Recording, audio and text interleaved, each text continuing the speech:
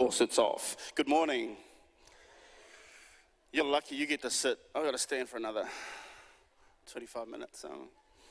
Welcome to church. Welcome to the faith community. It's good to see you all. We've just come out of a series called Reframed. And in that series, we hope you were challenged.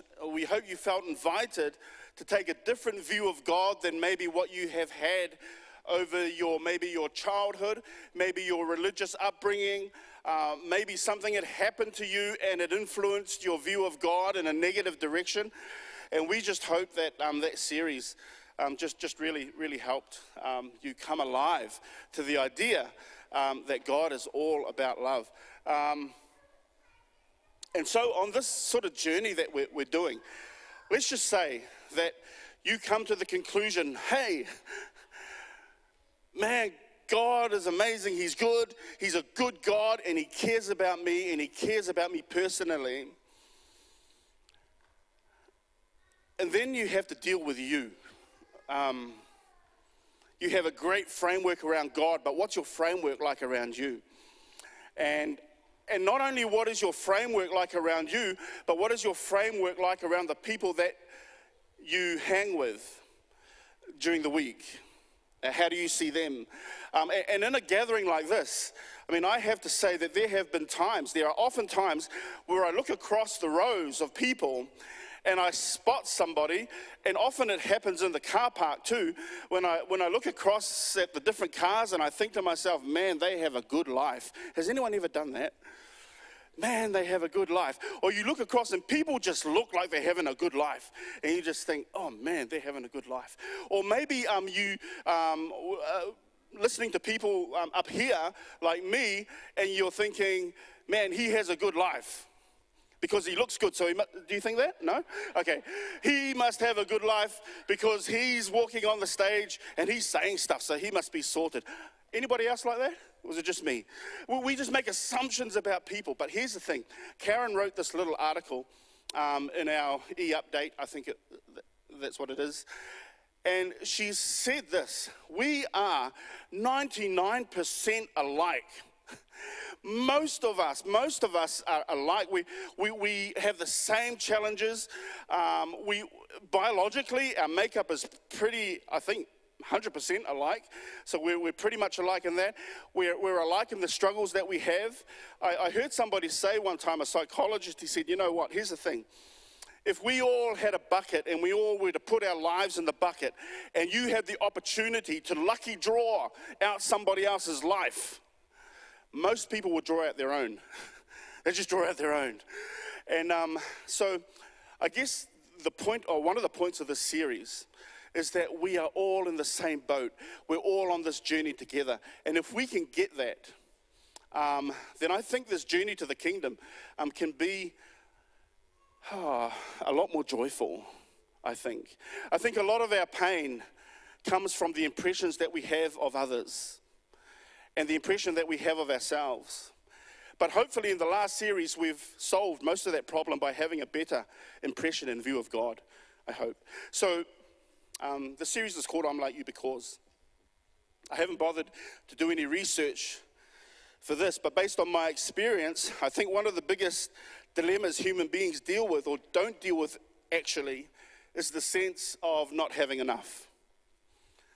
The sense of, man, and you know what I'm going to say, I don't know if it's more for men, but I feel this acutely as a man, if I'm allowed to make the distinction these days. I feel acutely as a man this huge deal. I worry about not having enough. Anyone else? Just me? Any other men? Worry about not having enough. I worry when my kids, I don't worry so much now about my kids because they're all adult, but when they were little, am I going to have enough when they grow up? What am I going to provide for them?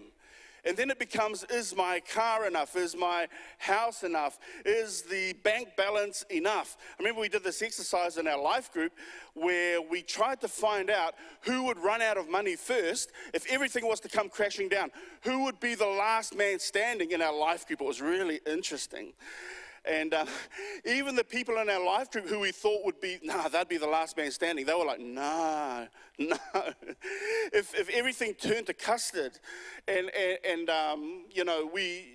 everything turned to custard and we couldn't get income, we would last 1 month tops. I think that was the average. 1 month and we're done. I have worried about whether I have enough. And the problem with that is that it turns into not only do I have enough, but am I enough? Am I enough? And the common language around this idea is the fear of scarcity. It starts with a feeling that, man, I don't think I am enough, or I don't think I have enough, and eventually leads to the question, am I enough? Because this series is entitled, I'm Like You Because, I feel compelled to share my scarcity story with you. Let me take you back to 1965 in Christchurch, where something happened that rocked the universe. Karl was born in Christchurch Women's Hospital, of all places. And that was 1965, October the 1st, 1965. Are you all taking a note of that date? Are you? No? Nobody, okay. God blessed me with an awesome mum and dad, and they're sitting here, they're still sitting here, it's amazing. And they weren't perfect, but incredibly loving, committed to their children, always did their best for us. I remember the sacrifices they made so that we could go to church looking fine. Those sort of parents, you remember those sort of parents who just gave you everything? I love my older brother, Richard, and later on my younger sister. And we had a neat life. We had a mum that cared for us and a dad that would play with us. I foster boys. And I tell you, the number of boys that just wish they'd had a dad that would play with them. And when I think back to my childhood, I'm just blessed. What more does a kid need? I didn't know we were poor, by the way. We were. Mum had a knack of dressing us well, especially for church.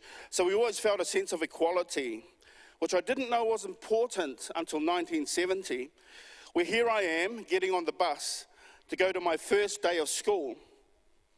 Actually, I'm 5 years old and I had to catch 3 buses to school. How's that? We lived in town and school was north of Christchurch and Papanui, and we had to catch 3 buses. I caught 3 buses on my first day of school. So there I am, standing at the bus stop, my 13-click bus ticket in hand. I can remember it to this day. It was green, and there were 13 clicks on it. And I was excited, and I'm waiting for the bus, and I see the bus coming down the road. Red buses in Christchurch. And this bus comes, and I'm thinking, man, can he see me? And then I see the indicator. Back in those days, the indicator used to pop out of the side. And I said, yes, he's seen me. The bus driver's seen me. I'm feeling like a big boy. First day at school, my own 13-click bus ticket in my hand like my big brother had when he started school. And I can't wait, and I'm all smiles. I'm just beaming from ear to ear. The bus driver's smiling. And he opens the door. And I take that first step on the bus, and I'm looking at the bus driver, my ticket held high like this.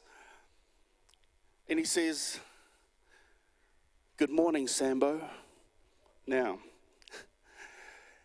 if you are a baby boomer, or maybe a little bit after that, you'll remember that Sambo was a character in a book called Little Black Sambo.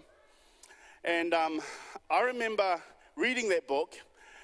And to me, I used to laugh at Sambo because he looked so funny. He had fuzzy hair, he had a big nose, he had big lips, big eyes. And to me, Sambo was a joke. I used to laugh at him, the way he looked. And when I hopped on the bus that morning, looking forward to the first day of the rest of my life, and this bus driver says to me, "Good morning, Sambo," I was like shocked. I don't know if anyone else here has ever felt like a joke. if you've ever been made to feel that way. And I remember my head dropped. I gave him the ticket. 5 years old. And I walked down the middle of the bus. You know, I always wanted to sit at the front of the bus. That was the thing I was looking forward to. That I'll get to sit at the front of the bus. But when you feel like you're a joke, I instinctively made my way to the back of the bus. Instinctively. And metaphorically, I stayed at the back of the bus for many years. I lost my smile that day. For a long time. Anybody here ever been made to feel like a joke? You know what I'm talking about. You know, 5 or 6 years later, I'm in intermediate school, and we used to have to go to another school for manual arts. And I remember going to that school, and I can remember one particular day, this big white boy started making fun of me, you know. I remember the words, he was calling me Black Shadow.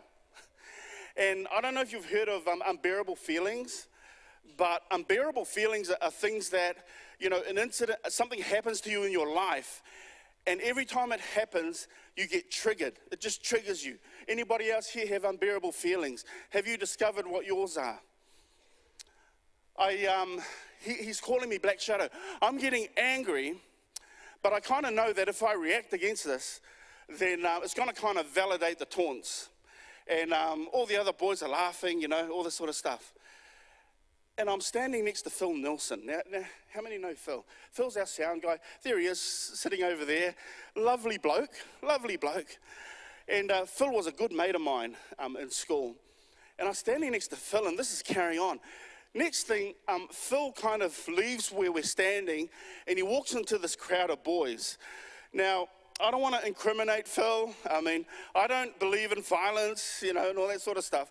But let's just say, I saw Phil talking to this big white fella, and next minute, the big white fella was lying on the ground holding his face. I don't know what happened. I don't know what Phil did. And then he came back and stood beside me. We've never spoken about it until last night. I saw Phil here last night. I said, man, do you remember that time, you know, and he knew straight away. He even remembered the guy's name, didn't you, Phil? And, you know, I don't know if any of you have ever had somebody stand up for you. But if you've ever had somebody stand up for you, you know what it feels like.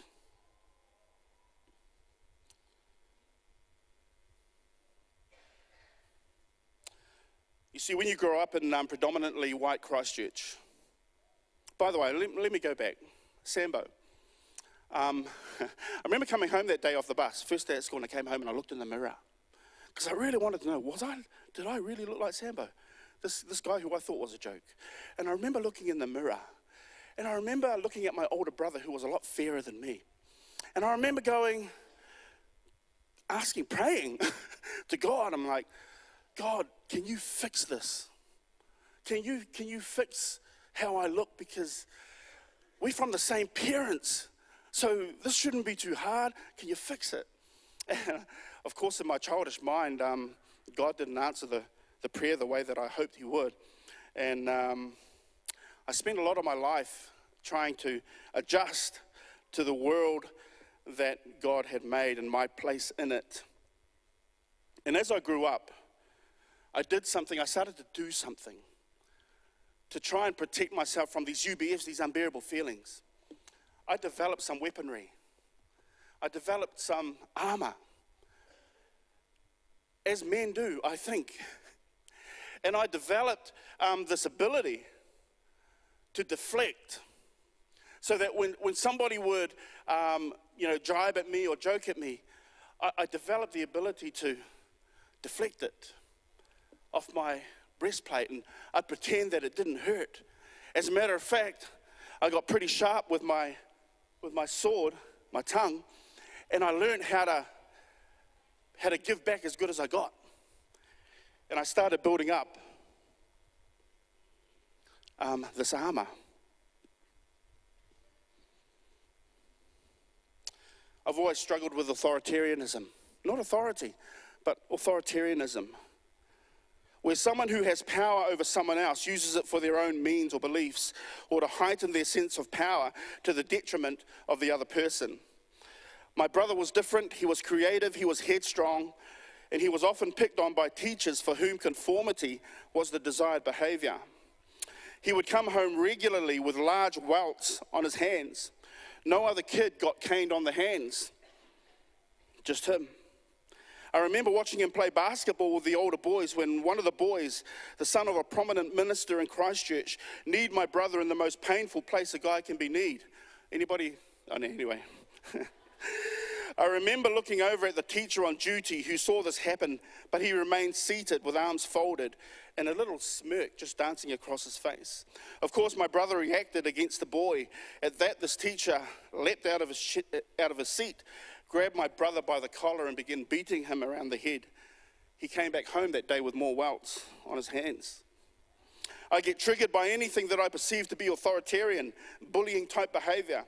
So I took up a weapon, a sword, if you like, that I've sharpened over the years.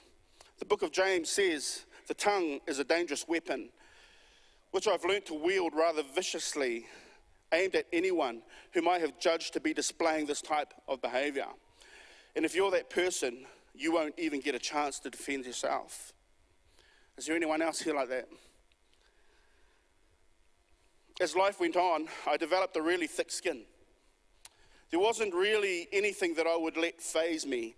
And this became handy when facing down grumpy grocery managers in my time with Sanitarium, pack and save owners, and at one point, going into hand-to-hand combat with Dick Hubbard, fighting for house brands that would go into a $5 billion account. And I won that battle. I had a good sword, I won that battle.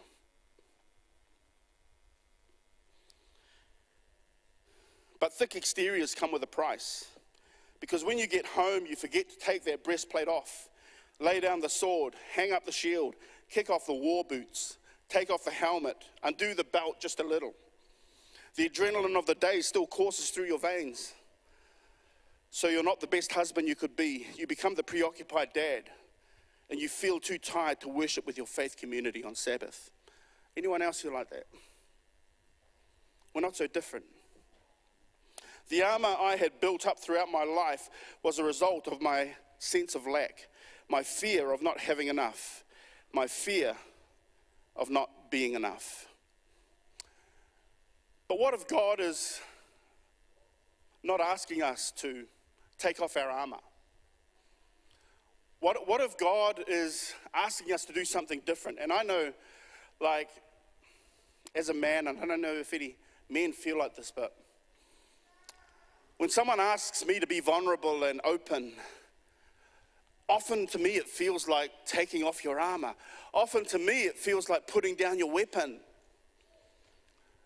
As a man, I often find it really difficult to get off my white horse. The battles that I'm fighting, the things that I'm doing, the goals that I'm trying to achieve. But what if God doesn't ask us to take the armor off? Instead, what if God is asking us to exchange our armor for a better kind of armor? Ephesians chapter 6, verses 10 to 18 says this. The final word, be strong in the Lord and in his mighty power. You hear that? Be strong in the Lord, in his power, not mine. Put on all of God's armor so that you will be able to stand firm against all the strategies of the devil. For we are not fighting against flesh and blood enemies, but against evil rulers and authorities of the unseen world, against mighty powers in this dark world, and against evil spirits in the heavenly places. Therefore, put on every piece of God's armor so you'll be able to resist the enemy in time of evil. Then after the battle, you will be standing firm. Stand your ground, putting on the belt of truth. Now, to me, the belt of truth used to be this this thing that I used to think that truth was having the right information. And for many years, that was my belt of truth, having the right information. This is not what this is talking about. This is talking about more about putting on the truth as to how God sees you, the truth about you as a person, the truth about how God sees you. Put on that belt. For shoes, put on the peace that comes from the good news so that you'll be able to be prepared. In addition to all of these, hold up the shield of faith to stop the fiery arrows of the devil. Put on salvation as your helmet and take the sword of the Spirit, which is the word of God. Pray in the Spirit at all times and on every occasion. Stay alert and be persistent in your prayers for all believers everywhere. And of recent times, I've been learning what it means to surrender, to exchange my armor for God's better armor. So God's armor is not something to defend ourselves with. It's something to reveal God's kingdom with. What if we use the sword of the word, not to win religious arguments, but to cut the bonds that bind people so that they can walk the path of God's kingdom uninhibited? Did you hear that? What if we use the sword of the word, not to win religious arguments, but to cut the bonds of people so that they can walk to God's kingdom uninhibited?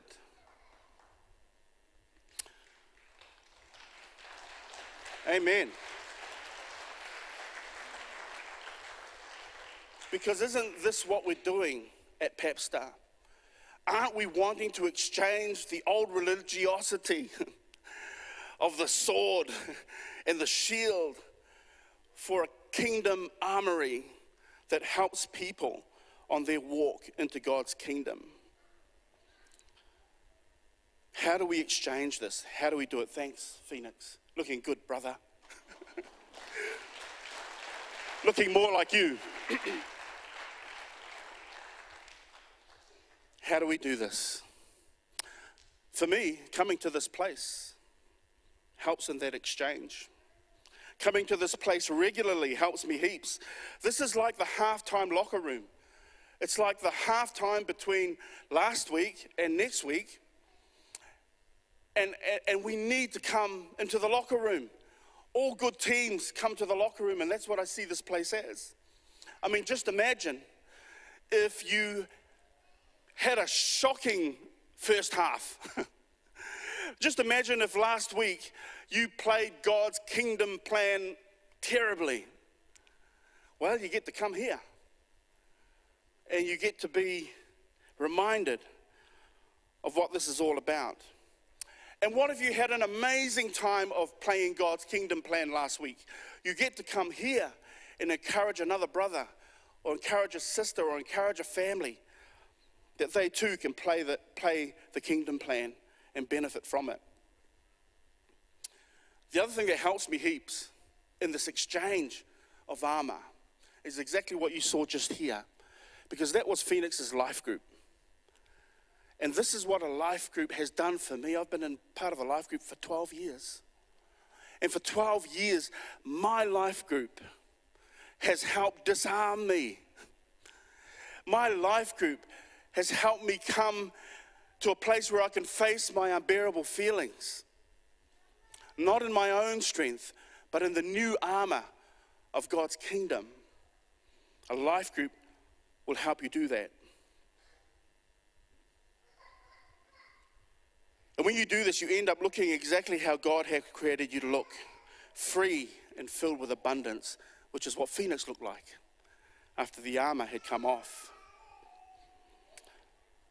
We had, for want of a better word, I really don't know what to call this, but so we just call it man love. But that sounds wrong, but we don't have any other name. But we had man night.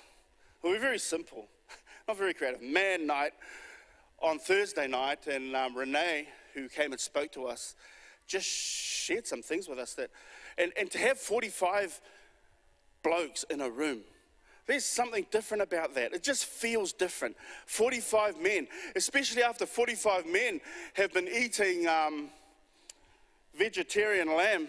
All the lambs were vegetarian.